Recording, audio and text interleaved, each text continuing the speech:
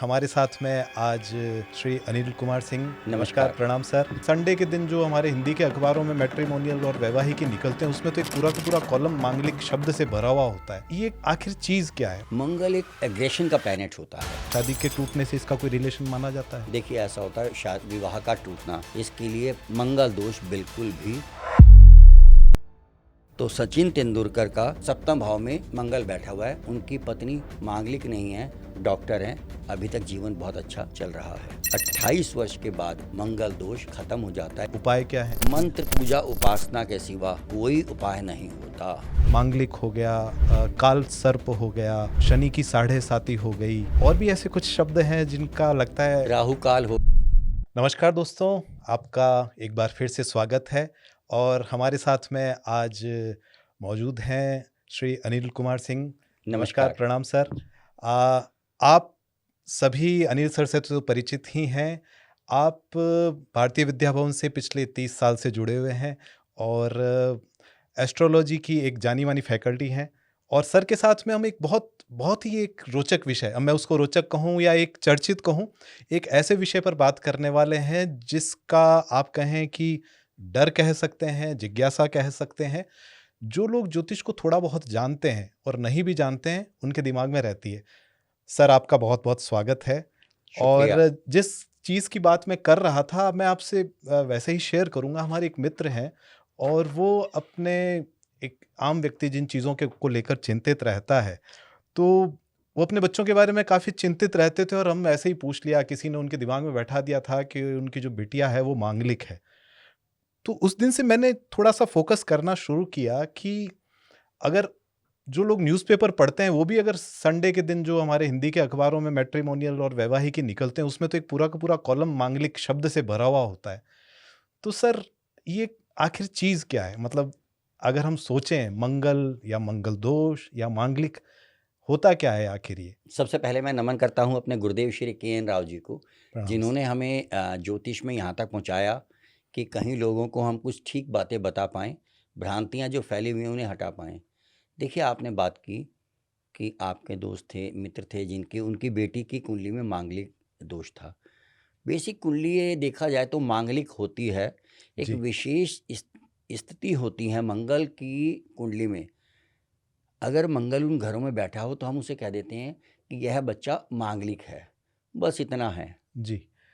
लेकिन मतलब आपने एक बताया कि अगर कुंडली का अगर अपन अध्ययन करते हैं, तो किसी भाव के अंदर कौन से भाव होते हैं? मतलब अगर हम बेसिक से अगर कोई जानना शुरू करे कि अगर हम कुंडली के अंदर पहला लक्षण, सिम्पटम या कौन से ऐसी चीजें हैं जिनको देख के ये कहा जाता है कि जी, ये कुंडली मांगलिक है या मंगल देखिए, दोष है?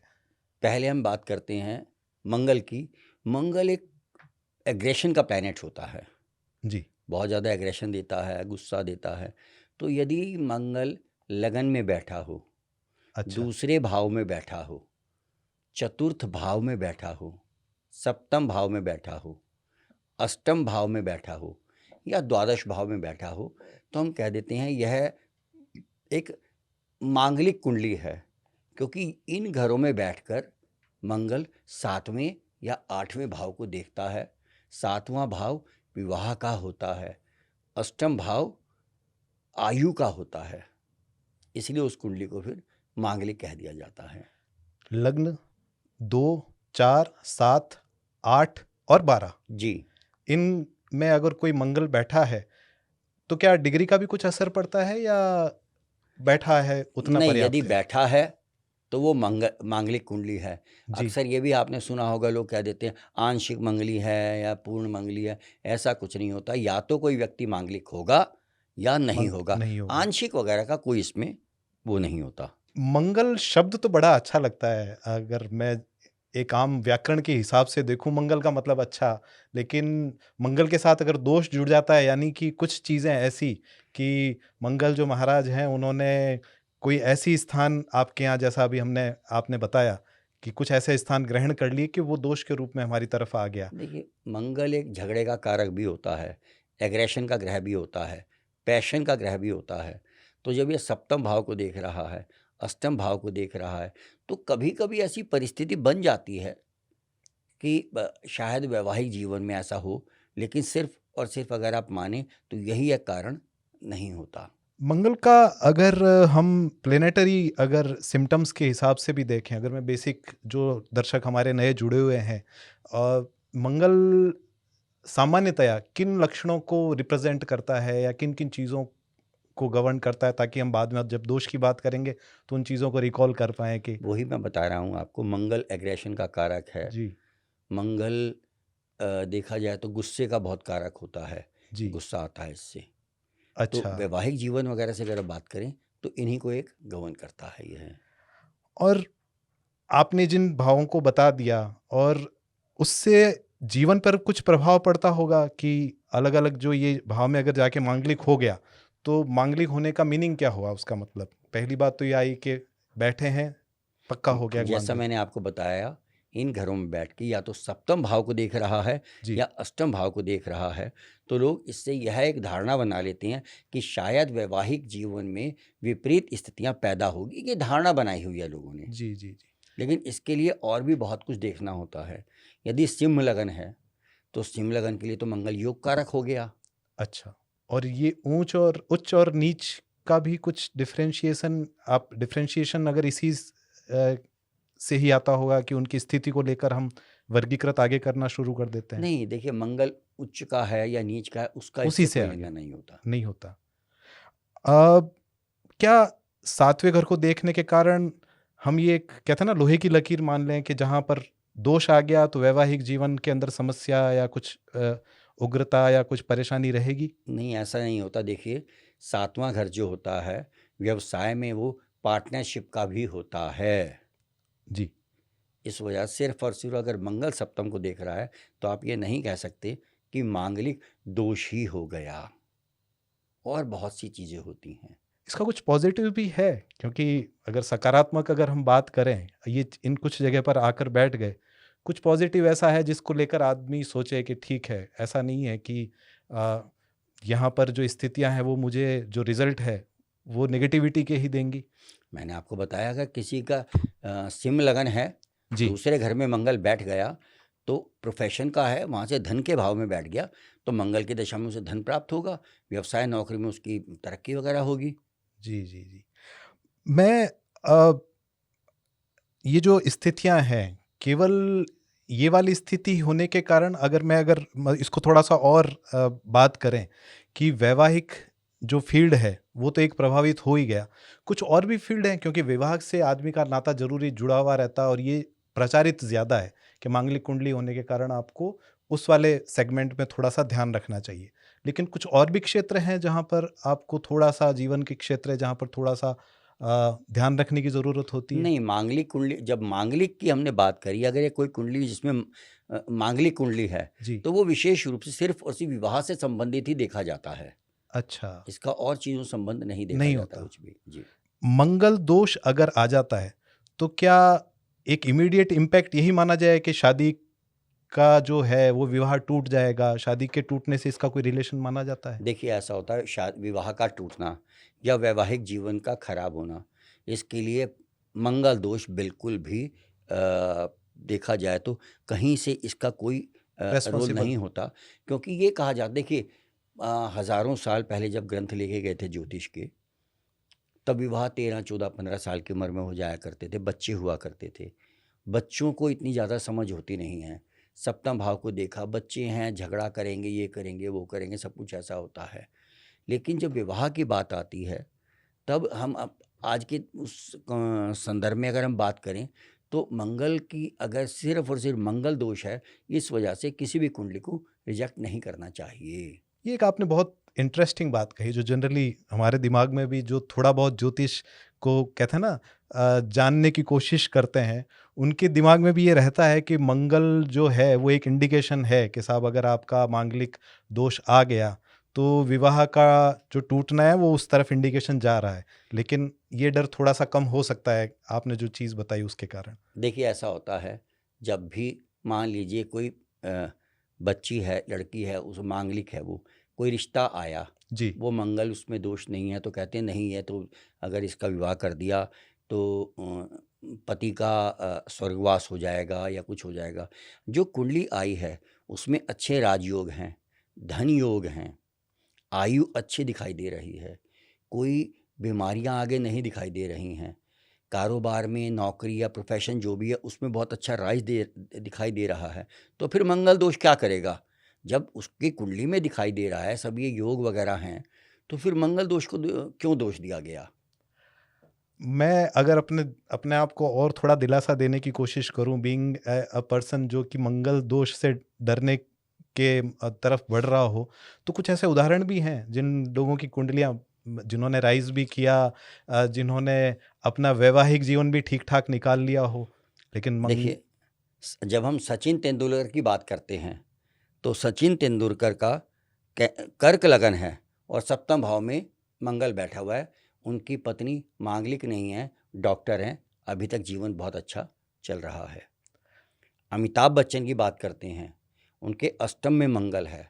अच्छा, आपके सामने है कितना लंबा उनका वैवाहिक जीवन है। एक बहुत ही ग्रेट एस्ट्रोलॉजर हुए हैं केसी सक्सेना जी, उनका मेष लगन है और 12वें भाव में मीन राशि में मंगल बैठा है। ऐसे ही डॉक्टर बीवी रमन, जिनका मेष लगन है, उनका भी 12वें भाव में मंगल बैठा हुआ है। लाल कृष्ण अडवाणी जी, इनका स्कॉर्पियो लगन है, इनका भी मंगल 12वें भाव में बैठा हुआ है। सबके वैवाहिक जीवन बिल्कुल सफल हैं, कुछ नहीं है। एक आपने जब सचिन तेंदुलकर का आपने नाम लिया तो आपने कहा कि उनके शायद जो अर्धांगिनी हैं वो मंगल उनका मांगलिक नहीं है।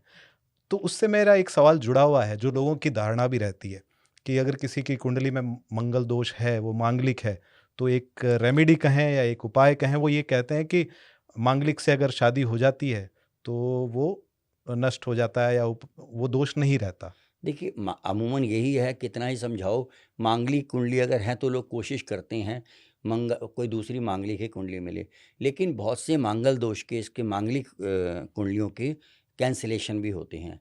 जी। जैसे यदि लियो लगन है और उसमें मंगल बैठा है तो मांगलिक नहीं है। लगन अच्छा। में यदि बुध की राशियां हैं, चाहे मिथुन राशि हो या कन्या राशि हो, तब नहीं होता। चतुर्थ अच्छा। भाव में यदि मंगल की राशि हो, तब भी मंगल दोष नहीं माना जाता। ऐसे ही यदि सप्तम भाव में कर्क राशि आए या मकर राशि आए तो मांगलिक दोष नहीं होता। अष्टम भाव में यदि जुपिटर की राशि हो, यानी गुरु की राशि हो, तो मंगल दोष नहीं होता। ऐसे ही द्वादश भाव में यदि शुक्र की राशियां हों तो मंगल दोष नहीं होता। और वैसे भी 28 वर्ष के बाद मंगल दोष खत्म हो जाता है, यानी नॉन मांगलिक और नॉन मांगलिक बिना उसके भी विवाह कर सकते हैं। 28 की आयु अगर पार कर लेते हैं तो ये आपकी कुंडली में अगर दिख भी रहा है तो भी उसका जो आपको फलित है वो आपको उतना प्रभावित नहीं नहीं करेगा। होगा। देखो, पुराने ज़माने में नहीं, 20-25 साल पहले भी 20, 22, 23, 25, जी। 27 साल की उम्र तक में विवाह हुआ हो जाया करता था। आज के टाइम में 30-32 साल से पहले बच्चे विवाह के बारे में सोचते नहीं हैं। They are very much career oriented, वो कैरियर ओरिएंटेड होते हैं। 27-28 वर्ष के अंदर उनकी एजुकेशन वगैरह कंप्लीट होती है। उसके बाद वो कहते हैं अब हमें थोड़ा स्पेस चाहिए, 1-2 साल हम अपना अलग रहेंगे। होते होते 30-32 साल की वैसे ही उम्र हो जाती है। तो कहाँ इस युग में अगर बात करते हैं, मंगल दोष की बात करते हैं, तो है ये सिर्फ एक डराया जाता है मंगल दोष के नाम से ऐसे। मेरे को आपकी बात में कुछ एक मतलब कहें ना, अगर हम जनरली जो एक आदमी की ग्रोथ होती है, उग्रता में एक मैच्योरिटी के साथ-साथ में कमी भी आ जाती होगी व्यक्ति, तो मैं अगर एक मनोवैज्ञानिक तरीके से भी सोचूँ तो इसमें एक एक मुझे अर्थ नज़र आता है आपकी बिल्कुल बात। ठीक बात है। उन्हें ये मालूम होता है, मैच्योरिटी आ जाती है, वो समझने जी। लगते हैं कि जैसा मैं किसी के साथ बिहेव करूँगा, वैसा ही वो मेरे साथ बिहेव करेगा। बिल्कुल, बिल्कुल। केवल मांगलिक दोष ही ऐसा है जो कि वैवाहिक जीवन को प्रभावित करता है, या कुछ और भी इस तरह के होते हैं जिनसे? मांगलिक दोष को तो देखा जाए, एक नाम दे दिया गया है। यदि सप्तमेश जी। या सप्तम भाव पीड़ित हो, ये 6, 8, 12 में बैठे हों, 7th हाउस पे शनि की दृष्टि हो या सप्तमेश नीच का होके बैठा हो, यह भी विवाहिक जीवन को खराब करने में, नष्ट करने में पूरा कारगर होता है। दूसरा, विवाह के बाद यदि 6, 8, 12 ग्रहों 6, 8, 12 की भावों के दशा मिल जाए, इसके बाद विवाह के बाद किसी नीच ग्रह की दशा मिल जाए या किसी अशुभ ग्रह की दशा मिल जाए, जिसका संबंध 6, 8, 12 से आता हो। इसके लिए साथ साथ हमें नवांश भी देखना पड़ता है, जो हमें वैसे तो हम देखते हैं उसे ग्रहों की उसमें कितनी स्ट्रेंथ है प्लैनेट के लिए, बट स्पाउस के लिए भी हम नवांश को अवश्य देखते हैं, नहीं तो आपसे कहीं ना कहीं एस्ट्रोलॉजी में प्रेडिक्शंस में चूक हो जाएगी। तो इसके लिए हमें दशा वगैरह सब कुछ देखना होता है। तो ये तो एक ऐसा शब्द है जो कि आपको डराता ज़्यादा है, लेकिन अगर हम उसकी गहराई में जाने की कोशिश करें, अगर उसको हम समझने की कोशिश करें, तो शायद आपका कम होगा, मतलब जो जो डरते हैं उनका डर कम होगा। और जो दूसरी चीज़ें आपने बताई, जो कि आपको आपके वैवाहिक जीवन को प्रभावित करती है, अगर हम कुंडली मिलान कर रहे हैं किसी का, तो उन चीज़ों को देखना भी ज़रूरी रहता है, उतना ही ज़रूरी रहता है। बिल्कुल ज़रूरी होता है। देखा जाए तो जो पुराने ट्रेडिशनल पंडित हुआ करते थे, वो गुण मिलान किया करते थे सिर्फ। जी, जी। गुण मिलान में सिर्फ और सिर्फ चंद्रमा का नक्षत्र होता है। अच्छा। चंद्रमा के नक्षत्र के बेस पर ही वो एक गुण मिलान करके दे दिया करते थे। 26 गुण मिले, 18 मिले, 30 बिल्कुल। मिले, 28 गुण मिल गए, विवाह कर दो। सिर्फ एक चंद्रमा के नक्षत्र पे ही आप कैसे मिलान कर सकते हो? बाकी जो आपकी कुंडली के 8 ग्रह हैं, उनकी स्थिति कौन देखेगा? शुक्र कहाँ बैठा है? जी। जुपिटर कहाँ बैठा है? मंगल कहाँ बैठा है? तो इसे और अच्छे किसी विद्वान ज्योतिषी को कुंडली दिखाकर मिलान कराना चाहिए, तभी आप देख पाएंगे। दूसरी आपको बहुत इंपॉर्टेंट बात बताता हूँ, गुरुदेव राजसर ही बताया करते हैं इस बात को, हमने किसी और के मुंह से नहीं सुना, कि महिला की कुंडली में अष्टम भाव मांगल्य स्थान कहलाता है, यानी ये उसके विवाह का मांगल्य स्थान है। जी, मैं ये तो जानता हूँ, एक हमारे साथी थे कोई, उनकी मिथुन महिला हैं, उनकी मिथुन लगन की कुंडली है, अष्टम भाव में उच्च का मंगल बैठा है, ये तो दोष हुआ। और दोष नहीं हुआ, नहीं हुआ। उनके पति ने मंगल की ही दशा में, जब इनकी मंगल की दशा थी, तो बहुत राइज किया। वो आर्मी में थे, प्रमोशंस मिली, लॉजिस्टिक्स वगैरह में उन्होंने बहुत नेम फेम कमाया और बहुत पैसा कमाया, और अब वो रिटायर हो गए हैं। बहुत अच्छा वैवाहिक जीवन चल रहा है, कहीं किस तरह कोई दोष नहीं है। केवल विवाह का ही होता है ना पति पत्नी का संबंध, वो तो अगर मैं उससे थोड़ा सा इतर जाने की कोशिश करूं, संतति को भी क्या ये प्रभावित करता है? बिल्कुल भी नहीं करता, संतति का इसका कोई लेना देना नहीं होता, स- मंगल दोष से कोई लेना देना नहीं होता। मंगल दोष का मतलब, क्योंकि मैं ये सोच रहा हूँ कि विवाह होगा तो संतान भी होगी, नहीं, तो क्या संतान पक्ष प्रभावित होगा? नहीं, संतान के लिए हम पंचम भाव देखेंगे, जी, पंचमेश देखेंगे, और जुपिटर की कंडीशन देखेंगे, और जी। उसके बाद हम सप्तांश देखेंगे। वह निर्धारित करेगा कि संतान कैसी होगी। तो मुझे एक चीज का तो कहते हैं ना कि दिमाग और दिल थोड़ा हल्का होना शुरू होता है कि अब मंगल को उस दृष्टि से ना देखें जितना डर कर हम देखा करते थे। अगर उसकी परतों की तरफ जाना शुरू करें, और जैसा कि राव साहब ने बताया कि जो 8वां जो घर है वो तो मांगल्य को का प्रतीक है, तो उसमें अगर मंगल है तो वो कैसे आप उसको नेगेटिविटी के साथ में ना देखना चाहिए। लेकिन ज्योतिष में कुछ उपाय दिए जाते हैं। अगर हम दोष की बात करें तो दोष के पीछे पीछे कोई पूछेगा कि फिर उपाय क्या है? देखिए, ऐसा होता है, यदि कोई मांगलिक कुंडली है, जी, साथ साथ उसमें और भी बहुत से कुछ दोष हैं, जी। तो नासिक और उज्जैन में मंगल दोष की पूजा कराई जाती है। साथ ही साथ मंगल दोष अगर किसी कुंडली में है, तो उसके लिए मंगलवार को हर प्रत्येक मंगलवार को बंदरों को केले खिलाएं, या बंदरों को चना गुड़ खिलाएं, या जाके, और इसका एक वैदिक मंत्र होता है, धरणी गर्भ संभूतम विद्युत कांति समप्रभम कुमारम शक्ति हस्तम तम मंगलम प्रणमाम्यम। 108 बार इसका नित्य पाठ किया करें। मंगलवार के दिन नहीं, ये मंत्रों का जप तो आप रोज करें। रोज करें। तो ये जो उपाय हैं ये आदमी करना शुरू करता है, लेकिन फिर क्यूरियोसिटी ये भी रहती है कि जो, अगर मैं बीमारी के शब्द में तो करूं, कि क्या इसका निवारण पूरी तरह हो जाता है, कुछ कम किया जा सकता है? इसके प्रभाव देखिए, डेस्टिनी हमारी फिक्स है, जी, उसके प्रभाव को कुछ ये कम कर देता है, कम हमें करता है। सहने की शक्ति दे देता है। ये मंत्र पूजा उपासना हमें सहने की शक्ति प्रदान करते हैं। और एक और अब मैं उसको मिथक तो नहीं कहूँगा, एक धारणा और भी है कि अगर शादी हो गई तो शादी के बाद में ऑटोमेटिकली या स्वतः ही उसका जो प्रभाव है वो कम हो जाता है इस दोष का। क्या नहीं, ऐसा ऐसा कुछ नहीं होता, नहीं होता? ऐसा कुछ नहीं होता, ये एक मिथक है। जी। अ, मिथक की बात करेंगे तो मैं वापस एक बार जब सम अप करेंगे तब मैं वापस इस चीज़ों को वापस लेना चाहूँगा कि इससे जुड़े हुए मिथक को हम एक सेपरेटली उससे बात करेंगे। लेकिन मांगलिक व्यक्ति अगर शादी योग्य हो गया, तो हम क्या डूज़ एंड डोंट्स उसको बताना चाहेंगे कि आप किन-किन बातों का ध्यान रखें? क्या कुछ ऐसा हम उनको कुछ सूत्र बता सकते हैं? क्या आपको लगता है कि आज की आने वाली जनरेशन है या जनरेशन है वो आपकी कुछ सुनेगी? क्या वो इन चीज़ों को मानते हैं? बिल्कुल भी नहीं। आप उनके लिए कोई डू एंड डोंट्स कुछ नहीं होता। नहीं होता। बस बाकी चीज़ों पे ध्यान रखें अपना वो।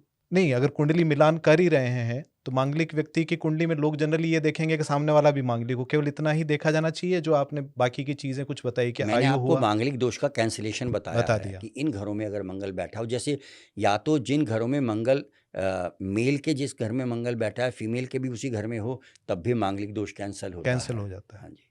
ये एक एक ये एक है एंटीडोट उपाय है, तरीका ये एंटी एंटीडोट है। जी, प्लस अगर उन घरों में या कोई दूसरा अशुभ ग्रह बैठा हो तब भी हो जाता है, दोष कैंसल होता है। 28 वर्ष की आयु हो चुकी है वैसे ही तो कैंसल मंगल हो दोष जाता वैसे ही कैंसल हो गया। है। मंत्र एक आपने अभी बताया ही है। रत्न का भी इसमें कुछ रोल रतन रहता है? वगैरह कुछ नहीं होते। मैं हमेशा ये बात कहता हूँ, गुरुदेव श्री के.एन. राव जो कहते हैं, पत्थर ही पहनने हैं तो सड़क पे भौर पड़े होते हैं, उठा के सिर पे रख लो। आपने सही कहा कि रत्नों से अगर कुछ हो रहा होता तो ये तो बड़ा एक सहज उपाय सभी के पास में मौजूद ही था, फिर इतना कुछ करने की ज़रूरत रहती ही नहीं बिल्कुल। थी। अब मंगल दोष के बारे में अगर हम ट्रांजिट की बात करें, ग्रहों की गोचर स्थिति की बात करें, वो भी इसे कुछ किसी तरीके से इम्पैक्ट करती है? मंगल दोष की जब हम बात करते हैं तो नेटल चार्ट जो होता है, जो आपकी जी, लगन कुंडली होती है, उसे देखकर बताया जाता है कि मंगल दोष है या नहीं है। और जब हम ट्रांजिट की बात करते हैं, वो तो बदलता रहता है राशियों में। अपने जो ये ग्रह हैं हमारी, ये घूम रहे हैं, इसका इससे कोई लेन देना नहीं है। हाँ, ऐसा नहीं है कि कोई एक पर्टिकुलर ट्रांजिट है वो इसको कमज़ोर कर नहीं, देगा ऐसा या उस बिल्कुल नहीं तरीके है। का नहीं होता। ऐसा बिल्कुल नहीं होता। कौन से ज्योतिषीय उपाय ऐसे हैं जो आजकल के जनरेशन की जब आपने बात कही तो मन में ये भी आ रहा था कि वो बड़ा शॉर्टकट वाली फास्ट फूड वाली जनरेशन रहती है, तो हमारा दिमाग में ये आता है कि कौन सी चीज़ से थोड़ा सा शीघ्र प्रभाव हो जाएगा। कुछ ऐसा भी अंतर होता है कि? मंत्र पूजा उपासना के सिवा जी, कोई उपाय नहीं होता। हाँ, ये है, पहले कुछ सुनने में आया करता था, साउथ की तरफ होता था, केले के साथ विवाह कर दिया या जी, तुलसी के साथ विवाह कर दिया। अब ना मालूम इसके कितने वो होते थे, लेकिन अगर होना है तो अवश्य होगा।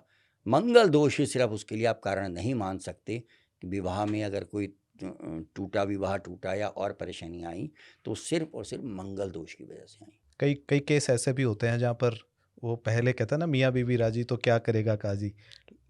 लग रहा है कि विवाह हो जाना चाहिए, तो कुंडली मिलान करते समय एक चीज़ पॉपअप ये होती है कि मांगलिक निकल गए साहब, तो इसको वेटेज कितना दिया जाना चाहिए? कोई ऐसा है कि साहब ये आ गया तो अब तो एक रेड फ्लैग आ गया कि जो मुझे लग रहा है कि ऐसा नहीं है, आपने मुझे मैंने बताया आपको भी। पहले ही बताया कि अब उसमें देखो, आप कुंडली में देखो, राजयोग हैं, कोई आने वाले समय में जी, बीमारियां नहीं हैं, प्रोफेशन से रिलेटेड बहुत अच्छी दशाएं आगे आ रही हैं, आयु अच्छी है, आने होने दो मंगल दोष, कोई फर्क नहीं पड़ता। क्योंकि और दूसरी बात एक और बताता हूँ मैं जी, जी। आपको, जब वो बात करते हैं कि आप मियाँ बीवी राजी तो क्या करेगा काजी, उस केस में तो कुंडलियों को बंद करके बंद ही कर देना रखना चाहिए। उचित होता है। हाँ, जब आपने तय कर ही लिया तो डेस्टिनी या जो भी है, आपने ये तय कर लिया कि हम साथ में निभा लेंगे। जैसा आपने बताया कि अगर पति-पत्नी के अंदर एक सहमति पहले से ही, जो पति-पत्नी बनने जा रहे हैं, उनमें दोनों में पहले से ही सहमति है, तो ये वाला जो मिलान और वो चीज़ें मायने उतनी रखती भी नहीं है। क्योंकि हमने अगर पहले से ही एक माइंड अगर कर लिया तो फ्रीक्वेंसी हो सकता है आगे जो डेस्टिनी में लिखा हुआ है। अ, और इसी से मुझे एक चीज़ ये भी मैं एश्योरेंस आपसे वापस क्योंकि आपके मुँह से सुनूँगा तो वापस ठीक लगेगा कि विवाह का प्रस्ताव सिर्फ़ इसलिए ठुकरा देना भी कोई एक बुद्धिमत्ता नहीं है कि कुंडली में मंगल दोष है। बिल्कुल गलत है ये। अगर आगे मान लो दोनों के हस्बैंड वाइफ के जो वुड बी हस्बैंड, उनके आगे आपको अच्छा दिखाई दे रहा है, जीवन अच्छा चल जी। रहा है, तो मंगल दोष का कोई वो नहीं है। इसी सवाल को मैं अगर घुमा के पूछूं कि मांगलिक और गैर मांगलिक की शादी हो तो वो सफल नहीं होगी, इस स्टेटमेंट में भी हम कहते हैं कि उतना सही स्टेटमेंट नहीं है, ये मांगलिक और बिल्कुल गैर गलत स्टेटमेंट है। गलत है। बिल्कुल गलत स्टेटमेंट है ये। जी, जी। और मंगल दोष है, और ऐसा भी है क्या कि किसी ग्रह की स्थिति अगर अनुकूल है तो इस वाले दोष को बैलेंस कर जाएगी? कोई दूसरा ग्रह जो इसको हाँ, लाके। बिल्कुल, बिल्कुल। अगर मान लीजिए सप्तम भाव सप्तमेश में शुभ ग्रह और बैठे हैं, जी, जुपिटर देखता है, जी, जुपिटर गुरुदेव जो हैं गुरु हैं जो, ये आपको एश्योर करते हैं आपका विवाह होगा, वैवाहिक जीवन आपका सफल होगा। और ऐसे ही एक जैमिनी का सूत्र गुरुदेव श्री के.एन. राव सर ने बताया था, यदि जैमिनी के दारा कारक को जैमिनी दृष्टि से केतु देखता हो, तो तलाक नहीं होता, चाहे कितनी विषम स्थिति पैदा हो जाए। क्वालिटी हो सकता है कि इधर-उधर हो जाए, क्वालिटी तो लेकिन वैसे भी बिना मंगल दोष के भी आजकल थोड़ा-सा वर्क प्रेशर इतना हो गया है, सब कुछ है, तो थोड़ा-सा शायद क्वालिटी तो वैसे भी कम होती जा रही है। तो अब आज आज की जो ये मंगल दोष पर जो चर्चा है, मैं उसको विराम देने से पहले मैं केवल सम अप इसी बात के साथ करना चाहूँगा कि मांगलिक या मंगल दोष, इससे जुड़े हुए मिथक को अगर हम बात करें, तो वो सच में मिथक ही एक तरीके से वो चर्चाओं से लोगों के बीच में आए हैं। और उन मिथक को उतना डरने की ज़रूरत नहीं रहनी चाहिए, क्योंकि अगर हम उसको थोड़ा-सा और गहराई से जाकर देखते हैं, तो उतना नेगेटिविटी नहीं है उस चीज़ में। सिर्फ मंगल दोष को ही कुंडली में नहीं देखना चाहिए, कुंडलियों को अच्छे से मिलान, अच्छे ज्योतिषी से किसी एक अच्छे से मिलान कराना चाहिए उनका। सभी ग्रहों का मिलान होता है, भावों का मिलान होता है, उसके बाद ये निश्चित होता है कि यह कुंडली ठीक एक दूसरे के लिए अनुकूल रहेंगी या प्रतिकूल रहेंगी। कुंडली मिलान के बिना तो और कोई तरीका है भी नहीं जब पता चल जाए आपको, बाकी तो कोई आपके सिम्पटम या कुछ होता नहीं, कुंडली मिलान से ही पता चलेगा कि लेकिन सिर्फ मंगल दोष देखकर ही नहीं, सिर्फ नहीं मंगल कर दोष ही सकते। नहीं, बाकी ग्रहों को और भावों को भी देखना पड़ता है। तब जाकर आप कह सकते हैं कि यह कुंडली आपस में मैच हो रही हैं या नहीं हो रही। मंगल दोष को आप सेकेंडरी चीज़ के लिए छोड़ दीजिए। एक सर, एक कोई बड़ा वाइट सा कैनवास होता है, उस पर जो काले धब्बे होते हैं, पूरा व्यक्ति जनरली कैनवास को जब देखेगा तो उसको कैनवास पूरा दिखे ना दिखे, उसको धब्बे तुरंत नज़र आते हैं। इसी तरह नेगेटिविटी लिए हुए जो शब्द होते हैं वो हमारे दिमाग में, आम आम जन जो है, जो कि अपनी कुंडली लेकर और कहीं जा रहा है दिखाने के लिए, तो मांगलिक हो गया, काल सर्प हो गया, शनि की साढ़े साती हो गई, और भी ऐसे कुछ शब्द हैं जिनका लगता है, राहु काल हो गया। राहु काल हो गया। देखिए, काल सर्प दोष तो कुछ होता ही नहीं है। राव सर, हम बहुत पहले की बात है, शायद 2007 या 8 की बात है, हम गुरुदेव राव सर के साथ गए थे। कलाहस्ती एक मंदिर है तिरुपति में, जी, तो वहाँ जब पूजा कराने बैठे तो पंडित जी ने कहा, अब मैं काल सर्प दोष की पूजा करूँगा। सर ने कहा, रुक जाओ, जी, काल सर्प दोष की पूजा तुम्हें किसने कहा? तो पंडित जी का नाम था दिनेश। जी, पंडित जी ने कहा राव सर को देख के, बाबूजी मैंने आपको कहीं देखा है। सर ने पूछा, कहाँ देखा है? जी, वो सोता कहता, बाबूजी आपको मैंने टीवी में देखा है ज्योतिष पर बोलते हुए। तो सर ने कहा, तुमने कहाँ से सीखा काल सर्प दोष की पूजा करना? तो उसने हाथ जोड़ दे कहने लगा, बाबूजी क्या करूँ मैं? लोग आते हैं और कहते हैं काल सर्प दोष की पूजा कर दो, हम कर देते हैं। दरअसल यह तो सर्प दोष की पूजा होती है। अच्छा। आपने कभी सर्प के प्रति कोई पाप आपने किया, वो आपको सर्प, हाँ, सर्प उसका दोष वगैरह ऋण होता है है, आप पे, हाँ, ऋण है आपका। वो आपको उतारना है। बिल्कुल।